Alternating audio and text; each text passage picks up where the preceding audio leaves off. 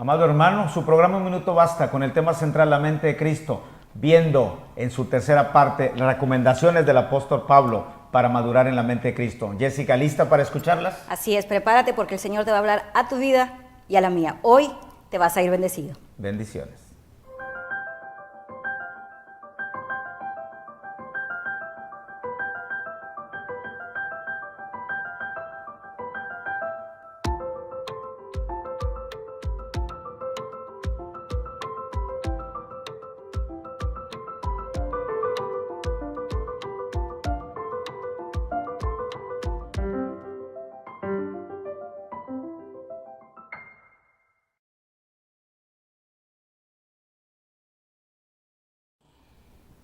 Amados hermanos, en este su programa Un Minuto Basta con el tema central, la mente de Cristo. Hemos trabajado temas que en relación a este objetivo central nos han llevado desde qué representa tener la mente de Cristo, cómo se cultiva la mente de Cristo. Y hoy Jessica, trabajando en el tercer programa, el hecho de que el apóstol Pablo haya dado una serie de recomendaciones a su iglesia de aquel momento, hoy aún vigentes. Imagínate la grandeza que es que la palabra de Dios, inspirada a través de su Espíritu Santo y bajada a revelación a mente y corazón de hombre, pueda hoy ser igual, llevadera y aplicable tantos años después de que Pablo instruyó a sus iglesias, y que hoy pueda estar con nosotros y ser viva y eficaz como espada de doble filo. Es impresionante, ¿no? Esto nos habla, digo, qué pena para los que no creen en Jesús, el Redentor, que no puedan entender que cada día es como si en verdad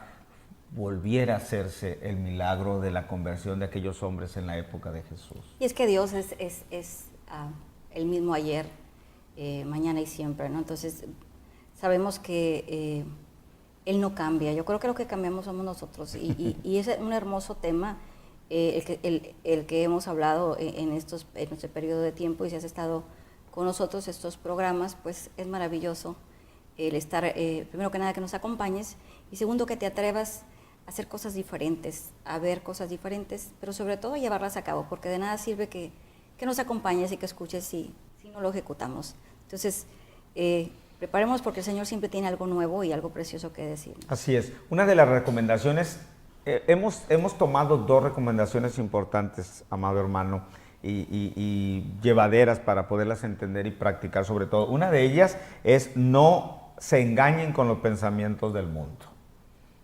El mundo nos muestra una cara, nos muestra caminos fáciles, llevaderos, y la palabra de Dios nos muestra una vida sujeta a autoridad, sujeta al orden, sujeta a que la obediencia desata bendición. Entonces Pablo sabía que en aquel entonces la gente fácilmente se engañaba con los pensamientos del mundo, y hoy también. Claro. ¿O crees tú que es distante No. lo que se vivió en aquel momento con lo que estamos viviendo hoy? No, de hecho, la historia se repite, y bueno, ¿por qué se repite la historia? Porque está involucrado los humanos, ¿no?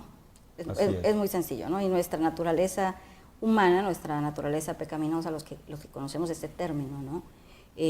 Pues es el mismo hombre el que está en la tierra, diferentes temporadas, diferentes épocas, diferentes modas, pero bueno, la esencia del hombre es el mismo, ¿no? No, sí, dice su palabra: no te pido que los saques del mundo, sino que los cuides, ¿no? En el mundo. Es en 1 Corintios capítulo 3, versículos del 18 al 20, donde se lee: nadie se engañe a sí mismo. Si alguno entre vosotros se cree sabio en este siglo, hágase ignorante para que llegue a ser sabio, porque la sabiduría de este mundo es insensatez para con Dios, pues escrito está: Él prende a los sabios en la astucia de ellos. Y otra vez: el Señor conoce los pensamientos de los sabios, que son vanos.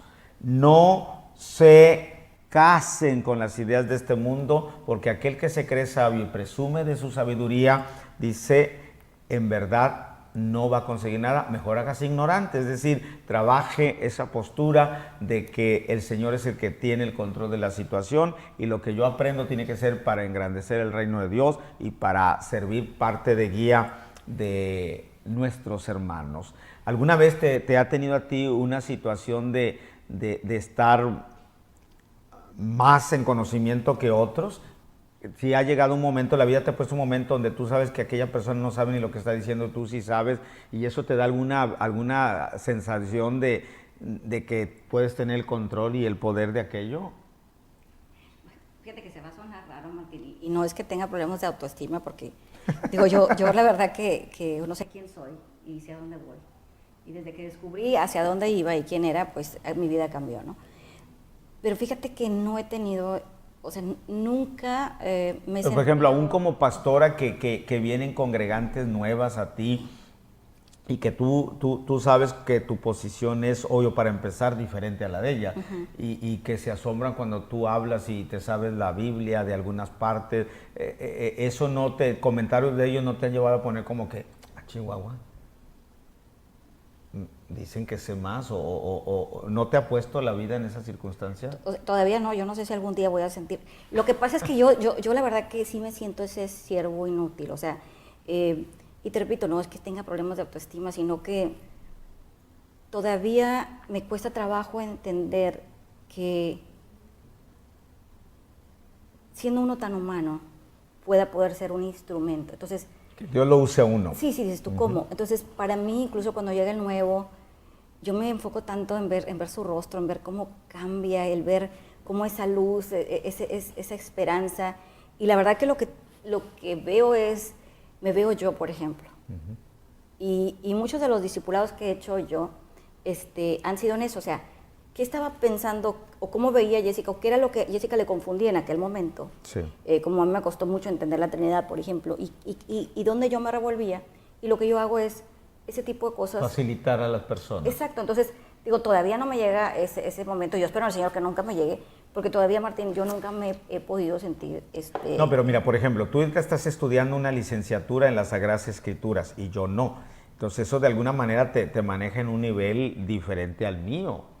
¿De acuerdo? Es decir, la revelación de Dios no tiene que ver con el estudio. Claro. Pero el estar tú estudiando la Sagrada Escritura y yo ir manejando de alguna manera quizá empírica, pues claro que eso te pone en una postura. ¿Nunca ha venido a tu mente que tú estás ahorita en este nivel y yo no? Claro que no. ¿No? Ah, perfecto, porque entonces los errores más comunes que cometemos los cristianos, Jessica, es respecto a que nos creemos mucho más que otros. Entonces eso no congenia con la idea de tener la mente de Cristo. ¿O tú ves alguna parte en la Biblia donde Jesús mostró que era más que los demás?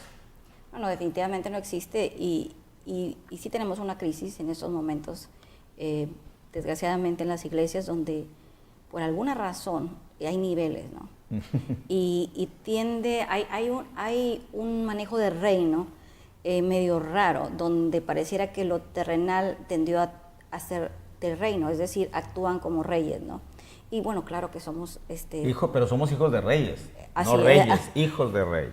Y sí es triste, pero digo, desgraciadamente es algo que estamos viviendo, pero yo creo que la carencia del hombre, Martín, es gente que por alguna razón nunca triunfó en la vida y que a lo mejor ahora con este título o con este puesto, que si fue puesto por Dios, gloria al Señor. Pero no debe actuar de esa manera, entonces. Pero si fue puesto por hombre tenemos problemas. Entonces, claro. ¿Qué sucede? Empiezan a sentirse que han logrado algo con este título, cualquiera que sea tu ministerio, ¿no? Entonces, si es así, pues qué triste porque estás lastimando a la gente, ¿no? Entonces, claro. no puedes, hay que entender que somos humanos y que podemos expirar en cualquier segundo, ¿no? Claro. No te puedes perder en el camino. Entonces, los errores más comunes son la presunción de una sabiduría humana. Entonces, como yo soy bueno en esto, pues yo supongo que voy a ser bueno en las cosas de Dios. Y no, definitivamente tiene que haber esa transformación de mente. Ahora, no es malo tener conocimiento, sino el hecho de colocarlo por encima del conocimiento de Dios. O sea, no tiene nada de malo que yo sea doctor, pero si yo he llegado a los pies de Cristo, pues no puede ser que siga yo confiando en la ciencia. Tengo que ir trabajando esa parte mía para que mis conocimientos se sujeten al hecho de querer conocer a Dios, ¿de acuerdo? Y querer entender más la sabiduría que viene de lo alto. ¿Estamos de acuerdo? Claro, y me imagino que cuando hablas de confiar en la ciencia, no hablas de que no vas a creer en la ciencia, sino vas a creer que en no va a ser, el punto de tu vida no va a ser la ciencia. Claro, porque digo, los que estamos en ese camino y somos cristocéntricos sabemos, o sea, qué es el centro de nuestra vida. Pero sí creo, como tú lo estás diciendo, el problema no es adquirir conocimiento, es qué haces con el conocimiento, Martín. Claro. Porque si el adquirir conocimiento te va a generar a ti un espíritu de juicio. Exacto. O de leer triste. la Biblia para encontrar los errores y que la ciencia sí lo compruebe y que la Biblia no. Estás hablando de aberración. O que vayas por el mundo dándole bibliazos a la gente. O sea, y que usted está mal y usted está mal. O sea, digo, y pasa. Es triste, por eso la gente no se convierte. Ahora, ¿por qué no lo hago yo? Porque a mí Jesús no me conquistó de esa manera. Exacto. Él fue todo un caballero y vaya que me esperó muchos años. Entonces, si no lo hizo conmigo, ¿por qué lo voy a hacer yo? O sea, y habla de amargura, habla de gente que no está entendiendo el propósito divino, porque la Biblia no es para ofender a nadie, la Biblia no es para pelear con nadie, la Biblia no es para hacer entender a la gente. Ha quedado bien claro que el único que te convence de pecado se llama Espíritu de Dios. La palabra es viva, es eficaz, es verdad, pero no puedes imponer la palabra. No puedes forzar la palabra. El amor no se forza, el amor nace. Entonces tú tienes que presentar a este Cristo resucitado que vino a cambiar tu vida desde cómo hablas, Martín, desde cómo actúas, para poder que la gente no que se convenza, ¿no? Como decía, me fascina una parte donde dice que por tantito y me persuadías, le dicen a Pablo, o sea, ¿por qué? Porque claro, oye, es que como me estás vendiendo... Te lleva a confrontar y llega un momento en que lo que tú conoces y sabes queda hecho trizas ante la presencia y la palabra fuerte de Dios. Ahora, otro error es que no queremos sujetar nuestra voluntad a la voluntad de Dios. Queremos un Dios en lo que nos conviene y mientras nos vaya bien y mientras no se meta con mi voluntad. Y Él no se va a meter con tu voluntad. No. Tú eres el que tiene que sujetar tu voluntad a la voluntad de Dios. Ahora, la poca o falta de unidad entre los cristianos habla de no tener la mente de Cristo. Es otro error, amado hermano. Los cristianos parece ser que nos hemos propuesto dividirnos, separarnos, y entonces eso pone en cuestión si tenemos o no la mente de Cristo. ¿No se te hace muy pesadito esto de que la poca o falta de comunidad y de comunión y de unidad entre nosotros los cristianos habla dudosamente sobre si existe o no la mente de Cristo en nosotros? Es que Jesús dijo claro que ahí es donde íbamos a ser reconocidos, ¿no? En cómo nos comportábamos unos con otros. Y estás tocando un tema muy complejo. Yo no sé quién nos está escuchando en estos momentos, pero es triste lo que estás diciendo, pero es una verdad. Si uno como padre terrenal te duele, Martín, que tus hijos se peleen. Que entre ellos haya distanciamiento. Exactamente. O que si va a estar él, yo no voy a estar. Imagínate lo que vive Dios diariamente en las comunidades cristianas. Donde un pastor hable mal de otro pastor, donde hermanos se peleen. Qué triste, qué triste. Ahora, eso no quiere decir que el hermano no esté mal.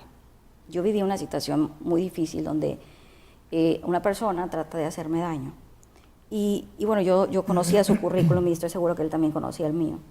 Entonces yo me pongo a los pies del Señor, Martín, a llorar y decirle, Señor, tú tienes que apoyarme, tú tienes que ayudarme porque esta persona es esto y esto y esto y esto, Padre bendito. Entonces yo empiezo, Martín, con aquella cosa. A leerle a Dios el historial. Entonces yo estaba segura que Dios me iba a escuchar. Claro.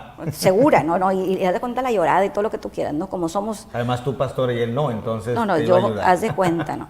¿Y sabes qué me dijo Dios? Ya me imagino. Me dejó hablar y me dejó hablar y me dejó quejarme. Como sabe que te gusta hablar mucho, dijo, usted hable. Siempre he querido que no hablo mucho, Martín, pero bueno. Hubo un silencio y ¿sabes qué me dijo? Estás hablando de mi hijo. Tanto tú como él son mis hijos, y por lo Martín, tanto lo que digas... Desde ese momento ha habido un parteaguas en mi vida, claro, donde yo no hablo mal de los hijos de Dios y me aseguro que si no está presente esa persona, hacerles entender a los hermanos presentes, a ver, que no tienen por qué hablar. No, porque cuando él me dijo esas palabras, o sea, me dijo, o sea, Jessica, o sea, no, y es que le dije, estás hablándome de mi hijo. Y mal. O sea, claro que en ese momento yo estaba molesta y dije, bueno, entonces, ¿qué soy yo, verdad? Pero él me estaba hablando, o sea, me duele lo que me estás diciendo. Sí, porque debiste haber pedido, dame la capacidad de perdonarle, misericordia, exactamente, amor, pero claro, era tanto mi dolor. Lo que es la mente de Cristo. Lo que era tanto mi dolor que estaba ciega, yo estaba triunfando y estaba viviendo más mi dolor que lo que el dolor de él pudiese pasarle a él hablándole yo mal de su hijo. Exacto. Ahora, la desigualdad en la forma de presentarnos a Jesús y de que en verdad nosotros presentemos a Jesús como el Hijo de Dios también. Es una manera tremenda con la que comúnmente comulgamos en error los cristianos. Es en 1 Corintios, capítulo 1, versículo 10. Os ruego pues, hermanos, por el nombre de nuestro Señor Jesucristo, que habléis todos una misma cosa y que no haya entre vosotros divisiones, sino que estéis perfectamente unidos en un mismo parecer. Pareciera ser que el Jesús que predican en aquella iglesia no es el mismo que predican en la tuya. Entonces dice Pablo, por favor, en el nombre de Jesús, no habléis diferentes cosas, hablen todos una misma cosa y que no haya entre ustedes divisiones, sino que estéis perfectamente unidos en un mismo parecer. ¿Qué pedazo has tocado tan difícil, Martín? Yo no sé si has vivido tú algún momento en el que tú puedes, participas en alguna congregación a la que no perteneces o a la que no creciste, o con un movimiento con el que no creciste, y tiendes a decir que esto no viene de parte de Dios, porque no lo conoces. Sí. Cuando ha llegado un pensamiento a mi mente de esta magnitud, en miedo o en gente que de repente, no sé, hace cosas fuera de lo normal, o cosas que a mí se me hacen difícil de comprender, desde aventar objetos de lo que sea, ¿no? No me importa dónde esté, lo que yo hago, y te lo estoy compartiendo, y la verdad que yo espero que les sirva a mis hermanos esto, es porque hay un momento que te turbas, hay un momento que dices, tú me quiero salir corriendo de este lugar. Claro. ¿Has estado tú en una iglesia donde parece más un ritual que adoración? Sí, ¿no? O donde aparentemente, o sea, aventar agua es la unción, o sea, cosas que para mí son extrañas, ¿no? Claro. Entonces, literal, Martín, yo me hinco, me humillo ante el Señor, empiezo a orar y le digo, Señor, muéstrame. O sea, si no me hagas juzgar, sino muéstrame qué hay detrás de eso. Así es, muéstrame, Señor, porque con experiencia que te acabo de compartir, Martín, donde yo le hablé mal de su hijo, o sea, entonces yo, de veras, líbreme, Señor, líbreme, Jehová, de que yo voy a juzgar a ese maestro. Eso es lo que yo hago, Martín, porque yo no le conozco de ese mal movimiento, porque yo no he vivido eso, quiere decir que el hombre esté mal. Exacto. Porque para cada persona que viene a los pies de Cristo es para un propósito. Los que tú vas a alcanzar no los voy a alcanzar yo, Martín. Así es. Entonces yo lo que hago, y lo he vivido en varias ocasiones, es literal me hinco, porque si no, haz de cuenta que estás distraído. Y estás manipulando en tu mente un juicio. Así es. Entonces yo me hinco, me postro y empiezo a orar, Señor, muéstrame lo que tu hijo está haciendo. Si yo me estoy perdiendo de algo, yo también lo quiero vivir. Claro. Si es así como funciona, ayúdame, yo también quiero. Entonces, digo, a lo mejor este ejemplo es no, pero es entendible. Eso es lo que yo hago, claro, ¿verdad? Para evitarme hacer enojar a Jesús. Claro. Ahora, hemos visto ya las recomendaciones de Pablo. No se engañen con los pensamientos del mundo. Y hay otra recomendación fantástica de Pablo a su iglesia que hoy también la podemos usar a nuestra vida en este 2017. Todo pensamiento debe estar cautivo a la obediencia de Dios. No se engañen con las cosas del mundo, es una recomendación que da Pablo. Y la segunda recomendación, todo pensamiento debe estar cautivo a la obediencia de Dios. Que tus pensamientos primero pasen por el filtro. Lo que yo estoy pensando viene de Dios, obedece a Dios, debe estar cautivo, imagínate. A ver, Martín, tú que eres maestro de español, ¿qué quiere decir cautivo? Dependiendo de Él. O sea, a mí se me hace impresionante esa palabra. Claro, cautivo es decir, si lo ves desde una parte en su origen, es depender. Cautivo es decir, preso al Señor. Pero imagínate, si vamos a cambiarle esa palabra, vamos a poner... Todo pensamiento debe depender de la obediencia de Dios. O todo pensamiento debe estar... O debe venir de la obediencia de Dios. O debe estar preso, o sea, no salirse de lo que tenga que ver con Dios. Por eso te decía, es una lupa minuciosamente que estudia y como en una maquiladora está defectuoso, se regresa. Y no se regresa solamente este producto, sino toda la serie de producción.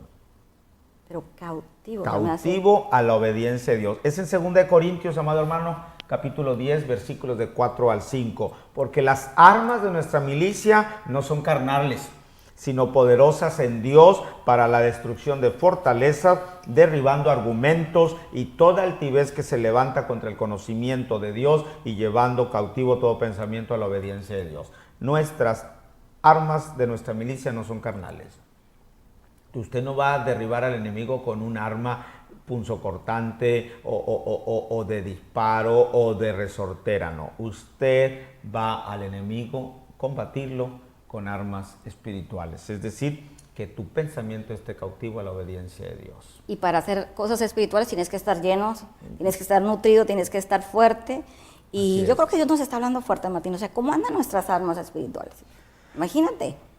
Bueno, y a nosotros de doble manera, amado hermano, porque hay que preparar esto, entonces ahí viene una administración. Y hoy el Señor te lleva a leer, todo esto pasa por el filtro de la palabra de Dios, nada está puesto ni siquiera en un programa de discovery, de investigación, ni mucho menos, es a través de la palabra de Dios, con diplomados, hoy con licenciaturas, con discipulados constantes, y estamos en ese proceso armando toda una serie de temas de trascendencia espiritual y natural para tu vida, para los tuyos, para nosotros. Entonces pasamos ese proceso primero, ¿no? De la administración que viene cuando lo preparamos, y luego la administración cuando lo presentamos, y luego la administración cuando estamos revisando el material en nuestra casa, ya sea con una riquísima cena o en un área de descanso, y viene otra administración.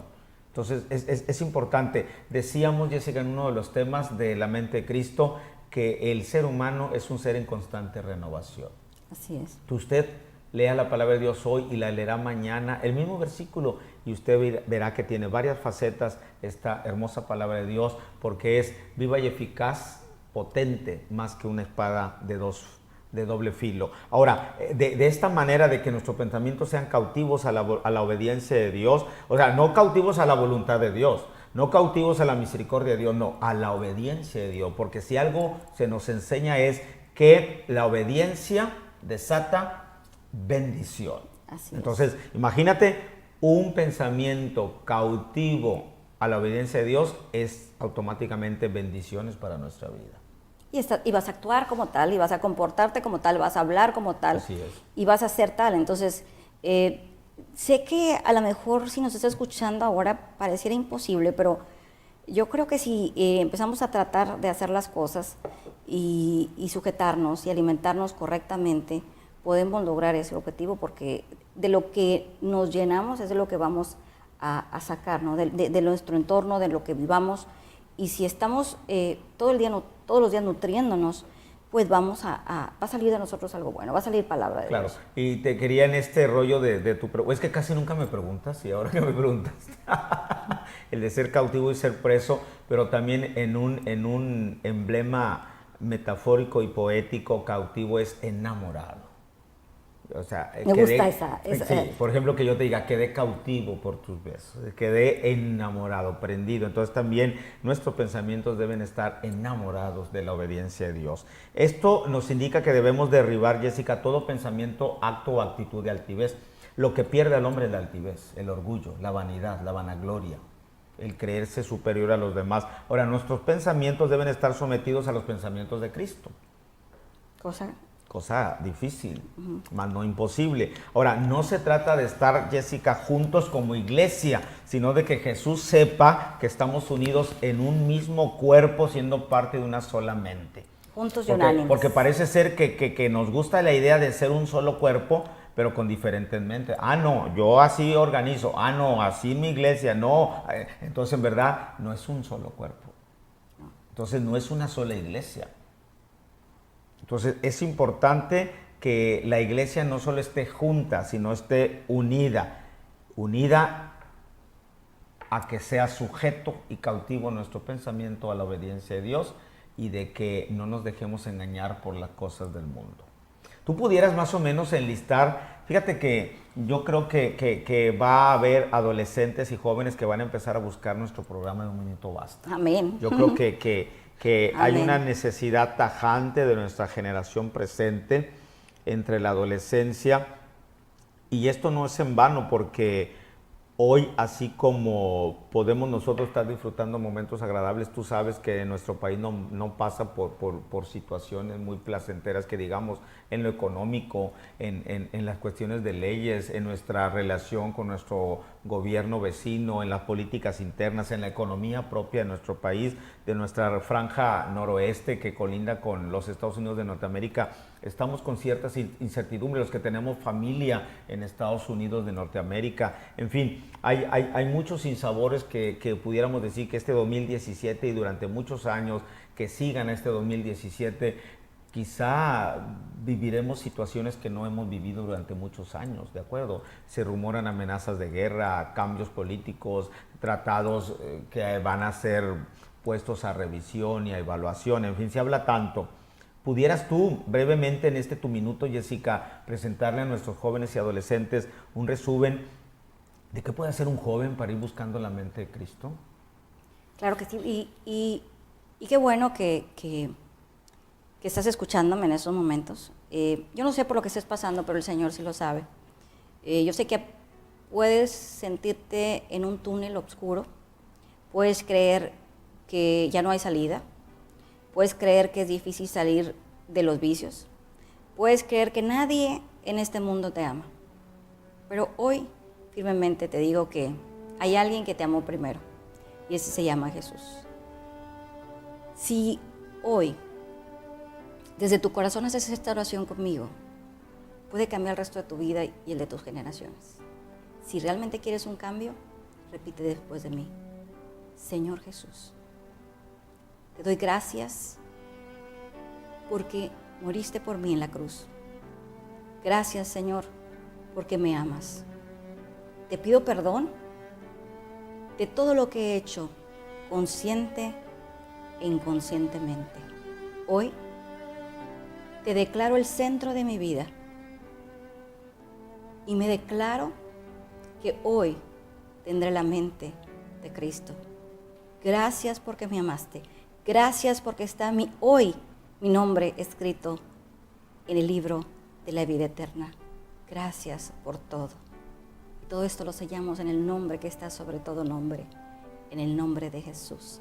Ponte tu cinturón, porque si dijiste esto desde tu corazón, algo va a suceder grandemente en tu vida y en la de los tuyos. Así es, amado hermano, es importante que si tú tienes hijos adolescentes, hijos jóvenes que están en esa edad de búsqueda y de reencuentro, créeme que cualquier situación que estés viviendo no agradable y que a lo mejor te cuesta entender que Dios aparentemente no ha hecho nada al respecto, déjame decirte que hoy más que nunca a Dios y a Jesús, nuestro hermano, el Hijo de Dios, y a su Santo Espíritu les interesa que rescatemos a sus generaciones de jóvenes. El niño Jesús se perdió a los 12 años en el templo, una edad complicada en lo natural, y le encontraron en el templo. Qué hermosa pérdida. Ayudemos a que nuestros jóvenes y adolescentes se pierdan en las cosas de Dios, no en las cosas del mundo. Rescata a tu hijo adolescente, a tu hijo joven, y estarás rescatando la seguridad de que sean ríos de agua viva. Bendiciones, les amamos, les esperamos.